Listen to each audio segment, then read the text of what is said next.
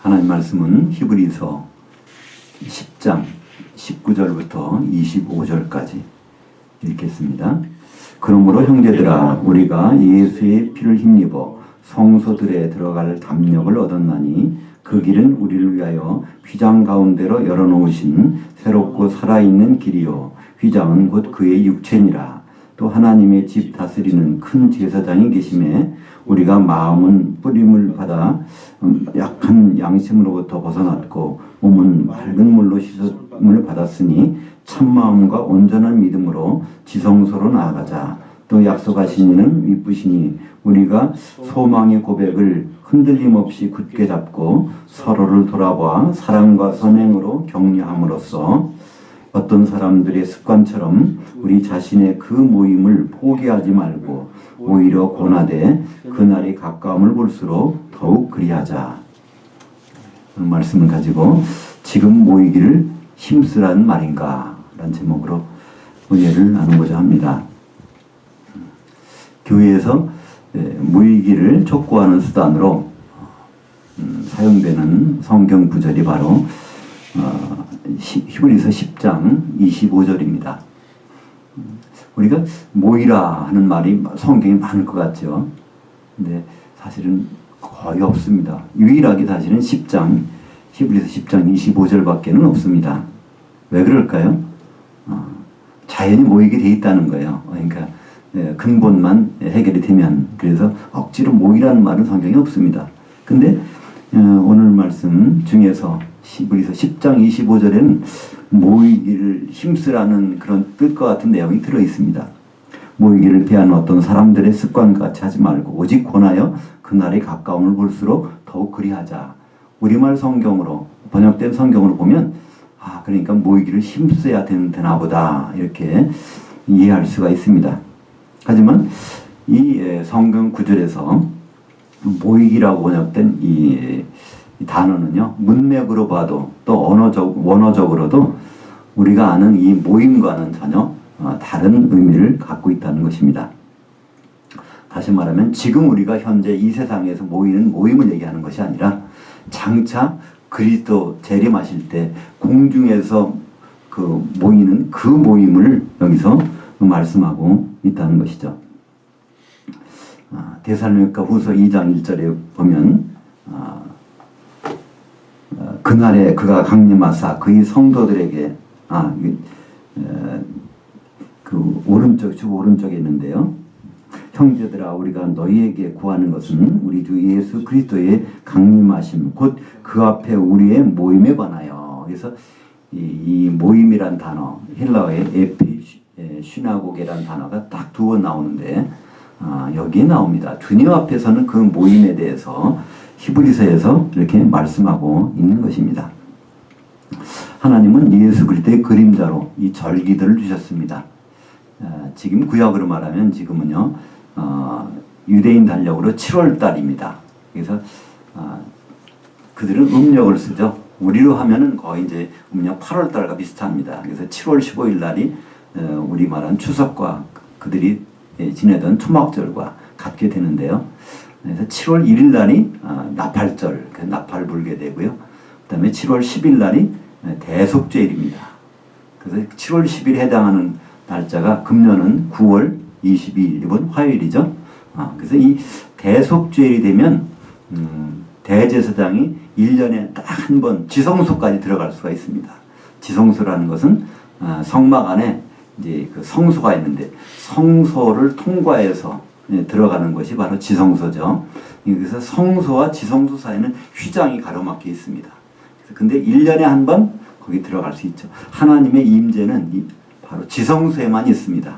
하나님은 인간, 우리 사람을 만나기를 원하시는데 그게 문제가 생겼죠.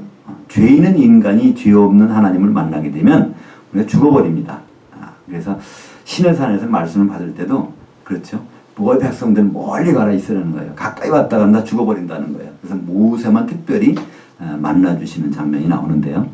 그래서 하나님이 만남의 장소로 이제 선택한 것이 성막이고 또 그 중에 회막이고 그 가운데 있는 곳이 나중에 성전이 됐죠.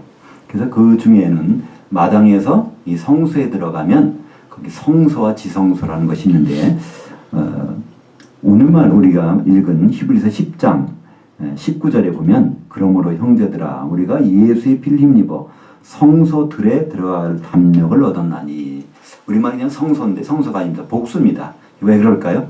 성소를 지나서 지성소까지 들어간 거기 때문에 성소들로 돼 있고 사실은 지성소란 그 단어죠. 그러니까 이 1년에 한 번 하나님을 뵙고 모든 죄를 용서받는 날이 대속죄일입니다. 유대인 달력으로 7월 10일, 우리의 달력으로 금년에는 9월 22일. 그래서 이 날은요, 유대인들에게는 가장 중요한 날이에요. 죄 문제가 해결되지 않으면 큰일 난다고 생각하는 것이 바로 유대인들이거든요. 그건 사실이고요. 근데 그것을 용서받을 수 있는 유일한 날. 그래서 유일하게 지성소에 들어가는 날. 대단한 날입니다. 근데 지금도 그래서 유대인들은 이거를 기념해요. 또 유대인뿐 아니라 요 근처에는 하나님의 교회도 있는데 거기서는 이걸 지킵니다. 거기는 다 모든 절기를 다 지켜요. 지금도. 그러나 이 절기들은 유대인에게 주신 절기가 크게는 7가지가 있습니다. 근데 이 절기들은 전부가 예수님의 사역으로 완성이 된 것이죠. 그렇기 때문에 더 이상 지킬 필요가 없어요. 그럼 왜 절기를 주셨을까요? 골로새서 2장 16절과 17절에 보면 모든 절기는 그림자요. 바로 몸은 그리스도의 것이니라. 그래서 예수 그리스도를 그림자로 설명해 주는 것이 절기인데요. 이 대속죄일이 바로 예수님이 그것을 완성하셨다는 것입니다. 그림자로만 매년 있었는데 예수님이 이제 단번에 십자가를 지실 때 성전의 휘장이 딱 찢어져 버렸어요. 그래서 지성소와 성소 사이가 구분이 없어지게 되어버렸단 말이죠. 그래서 그 휘장을 이루신 분이 바로 예수님이고 그 휘장이 찢어졌는데 그것이 바로 통로가 되었다는 것이죠. 오늘 말씀에 보니까 히브리서 10장 20절에 그 길은 우리를 위하여 휘장 가운데로 열어놓으신 새롭고 살아있는 길이요 휘장은 곧 그의 육체니라. 예수님의 그 육체, 다시 말해 예수님의 몸. 그러니까 예수님의 몸이 뭐라고요? 바로 지성소로 들어가는 통로가 됐다는 거예요. 그러니까 우리는 지성소에 들어가야 하나님의 그 죄사함을 받고 하나님을 만날 수 있는 유일한 길은 지성소에 들어가는데 지성소와 성소 사이에서 그 휘장이 막고 있었어요. 근데 그 휘장이 바로 예수님 육체고 예수님 육체를 통해서 그 길이 나 있다는 것을 말씀하고 있습니다. 그렇기 때문에 우리는 이 대속죄일 날 더 이상 제사 드릴 필요가 없어요. 예수님이 이미 그 휘장으로서 그것을 이뤄놓으시기 때문에 그렇습니다. 그래서 오늘 말씀을 쭉 보면은 그 지성소에 들어가는 길이 열렸기 때문에 그래서 들어갈 담력이 생겼다는 거예요. 그럼 지성소는 지금 어디 있을까요? 지금의 지성소는요, 하늘에 있습니다. 근데 예수님이 재림하실 때는요, 지성소를 가지고 내려오세요, 공중으로. 그러면 이제 지성소 들어가려면 어떻게 됩니까? 바로 그 육체로, 그분의 육체로 우리가 입을 때만이 지성소로 들어간다는 것이죠. 그래서 우리는 이 교회가 바로 지성소 들어가는 유일한 관문이고 유일한 몸이고 집이라는 것을 히브리서에서 우리에게 말씀해 주고 있는 것입니다. 히브리서 10장 25절에 그 모이기라고 번역된 에피슌 아고게라는 것은요, 데살로니가 후서 2장 1절에 한 번 더 나와요. 성경엔 다시 안 나옵니다. 이 단어는요, 특별한 단어예요. 그냥 모인다는 것은요, 슌아고게라고 합니다. 슌아고라고 하면 이게 모인다는 단어예요. 근데 거기다가 뭐가 붙었냐면 에피라는 단어가 붙었습니다. 에피라고 붙으면 거기에 집중된다는 거예요. 거기에. 그러니까 어떤 한 장소로 집결하는 것을 에피시나고게라는 단어를 사용합니다. 헬라어로. 이 구약에서도 구약 성경 히브리 말들을 가지고요. 신약으로 헬라어로 번역한 것을 70인역이라고 합니다. 그러니까 성경에 신약에 있는 단어들은 웬만하면 다 구약이 있어요. 구약 서로 연관된단 말이죠. 그냥 구약 성경 39권 중에 에피시나고게라는 단어는 없단 말이에요. 그 정도로 이 에피시나고게라는 것은 아주 예수님 오셔서 이뤄놓은 특별한 것이에요. 그 장소에서 만날 그 모임을 말씀하고 있는 것입니다.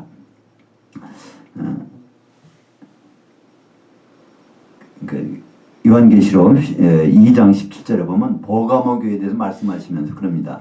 이기는 자에게는 감춘 만나를 주어 먹게 하겠다 그래요. 이 만나라는 것은요, 어디 있느냐면 지성소 안에, 법궤 안에 있는 것입니다. 그래서 지성소 안에 들어가야 그 만나를 먹을 수 있어요.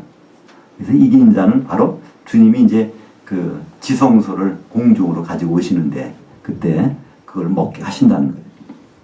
이 모든 것은 우리가, 그러니까 지성소 들어가는 것은 사실 유대인들에게는 하나의 소망이었어요. 그리고 자기는 못 들어가지만 대제사장이 들어가서 죄를 사해주는 거예요.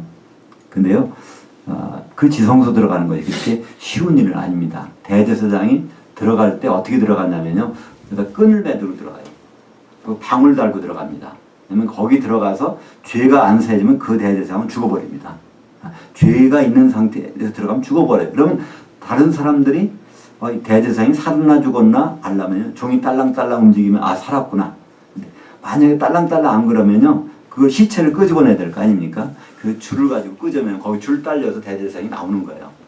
그러니까 우리는 그냥 예수 믿는 것을 적당히 우리 시간 날 때 뭐 할 때 이렇게 믿지만은 유대인들은 그렇지 않았단 말이에요. 성경적으로 보면요, 굉장히 항상 죽음이 죄를 갖고 있는 한 죽음의 문제가 항상 있단 말이죠.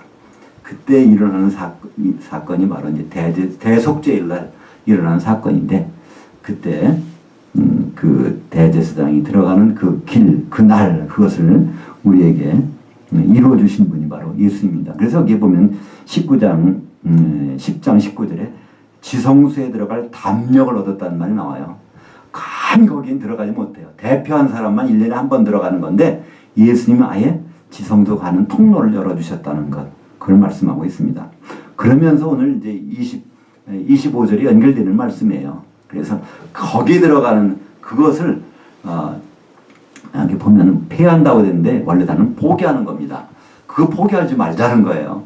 공중에 그 모임, 주님 앞에 서는 그 모임에 들어가는 그 에피시나고게를 중간에 포기하는 사람들이 생겼는데 절대로 그러지 말자는 겁니다. 오히려 더욱더 그걸 사모해야 되고, 그로 안 들어가는 사람은 권면해서 들어가도록 하자. 이것이 오늘 그 핵심적인 절인 히브리서 10장 25절에 있는 그 말씀입니다.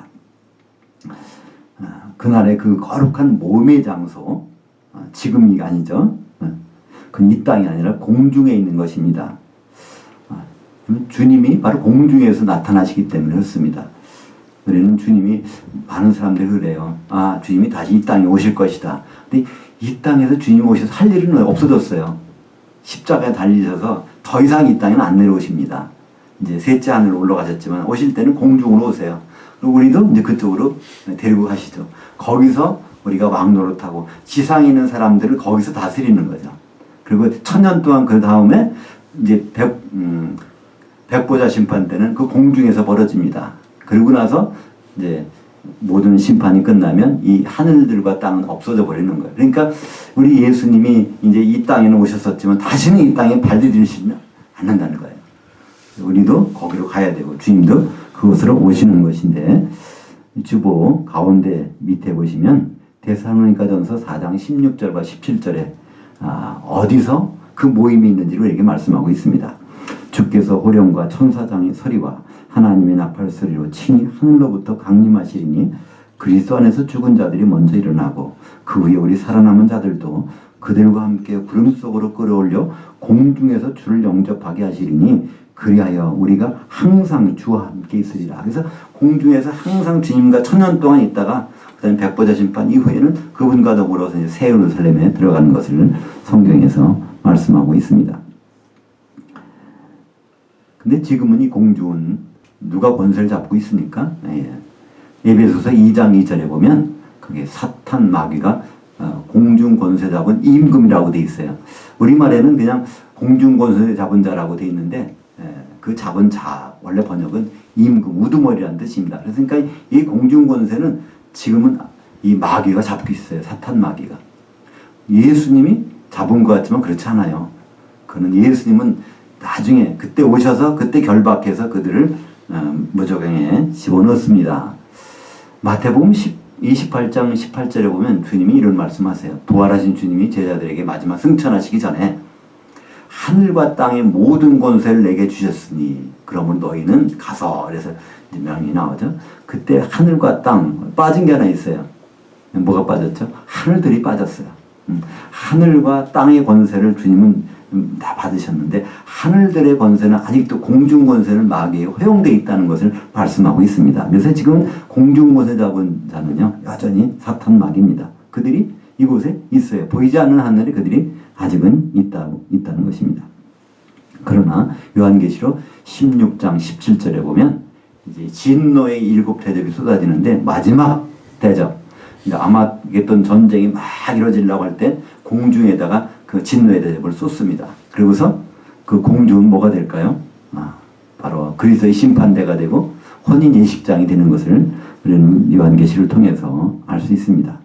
그래서 거기에 그 공중에서 나타난 주님의 모습을 그린 것이 요한계시록 1장 10절부터 16절까지 거기 보면 공중에 나타난 예수의 모습을 다 그려주고 있어요. 히브리서 10장 25절에 그 모이기라고 하는 그 모임을 그림으로 잘 설명해 준 것이 있습니다. 이 주보 맨 밑에 보시면 요한계시록 1장 10절, 13절, 16절만 옮겨놨는데요. 어떤 모습으로 주님이 교회, 성도들을 만나고 계신지 기록이 되어 있습니다. 영으로 주의 날에 있었더니 내 뒤에서는 나는 나팔소리 같은 큰 음성을 들으니 그 촛대들 한가운데 인자 같은 이가 발에 끌리는 옷을 입고 가슴에 금띠를 띠고 그의 오른손에 7별들이 있고 그 입에서 좌우에 날선검이 나오고 그 얼굴은 해가 힘있게 비치는 것 같더라. 그래서 이 모습이 바로 그 모임이에요. 에피시나고게 공중에서 나타나는 우리가 그분의 앞에 선다고 그러는데요. 딱 그 기하학적으로 그렇지 않습니까? 주님이 한가운데 있어. 교회가 삥 눌러 있으면 모든 교회 앞에는 주님이 있는 거예요. 다 앞에서 있다는 거죠. 그냥 주님이 있고 우리가 여기서 1대1로 쓰는 것이 아니라 주님이 한가운데 있다는 말이에요. 그럼 교회가 삥 눌러 있으니까 교회 앞에 누가 있어요? 주님 앞에 교회가 있다는 말이에요. 이 모습이 요한계시록 1장 10절부터 나옵니다. 주의 날에 주님이 재림하시는 그 날에 바로 거기에서 교회 한가운데 계신 주님 그 모습을 우리는 볼 수가 있는 것이죠.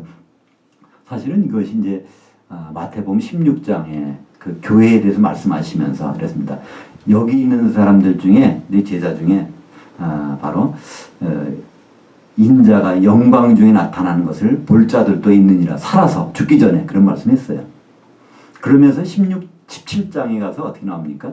거기에서 3명 베드로와 야고보와 요한 그들이 가서 딱 나타나는데 거기서 모세도 있고 엘리야도 나타나는 장면이 나와요. 그래서 베드로가 그러죠. 여기서 초막셋을 져갖고 같이 있읍시다 그러는데 그때 예수의 모습이 어떻게 됐다고요? 보니까 얼굴이 해같이 빛났다는 거예요. 그러니까 재림하시는 예수님의 그 모습이 잠깐 거기서 나타난 거예요. 인자가 아버지 그 하나님 그 나라에 있을 때의 모습 그것을 잠깐 보여주시는데 그것을 더 세밀하게 보여주신 것이 요한계시록 1장 16절에 보면 다시 나오지 않습니까? 16절에 보니까 그 얼굴은 해가 힘있게 비치는 것 같더라. 밑에 그 말씀이 있습니다. 그러니까 우리는 이런 우리가 앞으로 마주칠 그 앞으로의 일을 기억하고 있다는 거는요. 우리에게 얼마나 유익되는지 모릅니다. 사람에게는 그 미래 기억이 있다. 우리는 기억이라고 하면요. 보통 어떻게 하죠? 지나간 과거를 되살리는 걸 기억이라고 하죠. 근데 그 뇌과학적으로는요. 우리 사람에게는 과거의 기억이 있고 미래의 기억이 있다고 합니다. 그러니까 우리 과거의 기억은 다 아시니까 미래의 기억이라고 하는 것은요. 당장 우리가 내일 누구하고 약속이 있지? 그럼 무슨 옷을 입고 가서 어디서 만나지? 그런 것을 우리가 하고 있잖아요. 그것이 우리의 그 전두엽의 미래의 기억으로 남아있다는 거예요. 근데 그것이 나이가 들면서 우리의 미래 일들이 일정이 줄어지면 그래서 나이 드신 분들이 부부싸움을 많이 한대요. 노부부들이 부부싸움을 많이 하는 이유가 이제 이 과거의 기억과 미래의 기억인데 미래의 기억들이 점점점 줄어들면 이 과거의 기억이 그 자리를 차지하게 된답니다. 그럼 과거의 기억 중에서 그 기분 나빴던 기억이 오래 남아있다는 거예요. 그러면 이제 그것들이 자꾸 살아나니까 그냥 하찮은 가지고서도 그 살아나서 부부싸움 한다는 거예요. 왜냐하면 이 과거의 기억이 이제 막 나타나면서 그것이 우리 인지 능력이 상실되면요. 과거의 기억이 현재처럼 느껴진다는 거예요. 그러니까 옛날에 무슨 일이 있던 거지 지금 저 사람이 나한테 이런 일 했지 그런 생각을 바뀌어져 가지고 계속 이제 그런 일들이 벌어지고 그래서 황혼이혼이라는 게 되게 그렇게 생긴다고 그래요. 그 뇌과학적으로는 그렇답니다. 근데 이것은요 노부부 얘기가 아니라 우리의 삶에서도 마찬가지라고 합니다. 우리의 미래 기억이 많이 되면 될수록 세상적으로 성공한다고 그래요. 그 성공하는 사람들의 비결, 성공에 대한 그 학교도 나오는데요. 성공인을 길러드는 학교. 거기서 가르치는 것은요. 미래 기억을 많이 창출시키는 거라고 해요. 그래서 가급적이면 미래 기억을 가지고 그것을 상상력을 동원하다 보면 우리의 그게 남아있다는 거예요. 그래서 그들은 미래 기억을 창출시키는 노력으로 성공률을 높이는 그런 일을 하고 있습니다. 근데 우리는요. 이것을 이렇게 상상력을 높일 필요가 없는 거예요. 우리는 미래의 기억이 아주 실제하고 있는 것이에요. 예수님이 공중에 나타나시는 것은 실제하는 일입니다. 그는 전혀 그것이 아니라면 우리 예수 믿을 필요가 없잖아요. 그죠? 그것이 분명한 사실이라고 알기 때문에 순교한 사람들도 있고요. 또 그런 소망을 갖고 사는 사람들이 있고 심지어 죽어서도 부활해서 그 자리에 간다는 것을 믿기 때문에 사람들은 신앙생활을 하고 있는 거 아닙니까? 어쩌다 그게 잘못돼서 기복신앙이 되다 보면 그것은 다 잊어버리는 거예요. 과거 기억만 이렇게 복받고 살아야 되는데 이것만 생각하다 보면 신앙이 잘못될 수가 있는 것이죠. 우리가 정말 그날에 그 모임에 그것을 포기하지 않는다. 많은 사람들은 그 포기하는 이유가 있어요. 별로 흥미하는 거예요. 이게 보면 우리가 그런 경우도 있죠. 이 적당한 비유인지 모르겠어요. 그러나 주식을 투자하는 분들 뭘 막 사들여 갖고 있어요. 이거 오를 줄 알았는데 안 오른단 말이에요. 근데 어쩌다 쭉 올랐어. 그죠? 근데 중간에 팔아버렸는데 나중에 보니까 그게 대박이 났어. 아유 그때 팔지 말걸. 중간에 포기하고 끝까지 갖고 있었어야 되는데 그런 경우가 생긴단 말이에요.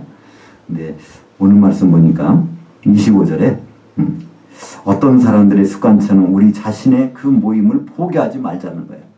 그런 사람이 생겼다는 거예요. 공중에 주님 만나는 그 장소에 가는 그곳을 중간중간에 포기하고 이제는 바로 이 현실로 돌아가야지. 그런 사람들이 히브리서를 기록할 때 생겼다는 것입니다. 근데 그렇게 하지 말자는 거예요. 이제 그날이 가까움을 볼수록 더욱더 우리는 더욱 포기하지 말고 오히려 다른 사람들을 권면해서 바로 그 모임까지는 가야 되지 않겠느냐. 이것이 바로 오늘 우리가 봉독한 히브리서 10장 19절부터 25절까지 내용입니다. 지성소로 가는 통로가 열렸는데 그 통로는 교회라는 거예요. 그 교회에서 그 진정한 교회를 이루고 있다 보면 이 교회는 바로 그 모임에 들어갈 것이고 그때 바로 주님의 면전에 우리가 설 수 있다는 것입니다. 그날은 혼인잔치가 벌어지는 날이에요. 요한계시록 19장 7절에 보면 혼인잔치가 벌어지는 기쁜 날이에요. 근데 기쁜 날이 아닐 수도 있어요. 열처녀가 등을 들고 신랑을 기다렸단 말이에요. 그래서 죽었어요, 그들은. 근데 나중에 무덤에서 일어나게 되는 거예요. 그때 주님 앞에 쓸 때 5처녀만 혼인잔치에 들어간단 말이죠. 나머지 5명은 못 들어가요. 그들은 요한계시를 보면 깊은 바다에 빠졌다가 나중에 요한계시록 20장에 바다에서 죽은 자들 내어주면 그때 와서 심판받는 그런 자리에 들어간 사람들이 예수 믿는 사람들 가운데 있다는 거예요. 그것뿐입니까? 또 그건 죽은 사람들이고 예수 믿고 있는데 살았을 때 주님 오시는 경우도 있어요. 두 사람이 밭에서 일을 하는데 한 사람만 이제 그 데려가면 당한단 말이죠. 그 두 여자가 맷돌을 갈고 있어요. 식사 준비한다는 얘기죠. 조석으로 밤낮으로. 그리고 두 남자가 잠을 자는데 한 사람만. 그러니까 그날에는 분명히 그것이 갈라진다는 거예요. 우리가 그냥 그 모임에 다 가겠지가 아니라 그 모임에 다 올라가긴 올라가요. 올라가는데 문 앞에서 거절당해서 떨어지는 사람들이 얼마나 많은지 보인다는 것입니다. 우리의 그날에 대한 그 모임에 대한 미래 기억이 아주 우리가 생생하다면요. 우리 과거의 기억들은 정말 좀 별게 아닐 것 같아요. 그죠? 그것도 중요하긴 하지만 그러나 미래 기억이 너무나 큰 자리를 차지한다면 우리 이 모든 것들은 다시 한번 생각하면서 갈 수가 있다는 것이죠. 데살로니가후서 1장 10절 보시면요. 그날에 그가 강림하사 그의 성도들에게서 영광을 받으시고 모든 믿었던 자들에게서 놀랍게 여김을 얻으시리니. 그래서 그날에 그 모임이 있는 날입니다. 공중에서 성도들에게서는 영광을 받으세요. 성도들은 혼인잔치에 들어가고 바로 영광을 받으시는데, 많은 믿었던, 우리말은 그냥 믿는이라고 그러는데요. 원래는 이게 과거형입니다. 믿었었다는 거예요. 근데 믿었었던 사람인데 아직은 성도는 끝까지 못 된 거예요. 중간에 포기한 사람들입니다. 이 포기한 사람들을 보니까 너는 그 자리에서 놀랍게 여김을 얻으시리니. 우리는 그래서 그 모임의 구성원이 되느냐, 혼인잔치에 들어가느냐, 그냥 구경꾼이 되느냐, 이 차이가 엄청나다는 거예요. 우리가 미래의 기억을 갖고 있다면요, 이 차이를 우리가 알 수 있다는 거예요. 그러면 우리는 지금 현재 이렇게 뭐라 할까요? 똑같이 살 수가 없다는 거예요. 그 차이가 워낙 크기 때문에 넉넉히 살 수가 없는 것입니다. 그것이 우리의 정말 신앙의 각성제가 되는 거예요. 그 기억이 우리에게 생생하게 되면 우리는 모이지 말라고 해도, 이 세상에서도 스스로 모이지는 그런 기회가 우리에게 찾아오게 되는 것입니다. 사랑하는 성도 여러분, 성경은 지금 우리가 잘 모이냐 못 모이냐 이것 따지고 있는 데가 없습니다. 한 번도 그런 기억이 없어요. 제가 한번 찾아봤어요. 이 말씀을 준비하면서. 근데 모이라는 말씀이 한 번도 안 나온다는 건 참 신기하더라고요. 유일하게 나온 것이 여기 히브리서 10장 25절인데, 이것도 그 모이라는 단어가 아니라 우리가 장차 들어갈 그 모임, 그거를 포기하지 말라는 그 단어로 쓰인 것입니다. 바로 그 모임, 예피 슈나고게를 포기하느냐 마느냐, 이거는 지금 결정할 일이라는 것이죠. 바로 그리스도께서 강림하실 때 그 앞에 서는 그 모임이 우리 전두엽의 미래의 기억으로 자리 잡고 있으면요, 어떤 환경에서라도 우리는 선택을 쉽게 할 것입니다. 왜냐하면 이 과거의 기억들이 너무나 희미하게 사라져 버릴 거예요. 그것이 생생하게 되는 그것이 있기 때문에 그렇습니다. 우리는 지금 모이기를 힘쓰냐 마냐, 그 이전에 그날의 그 모임에서 내가 어떤 자리에 있겠는가, 그것을 우리는 다시 한번 생각해 봐야 될 것입니다. 기도하겠습니다.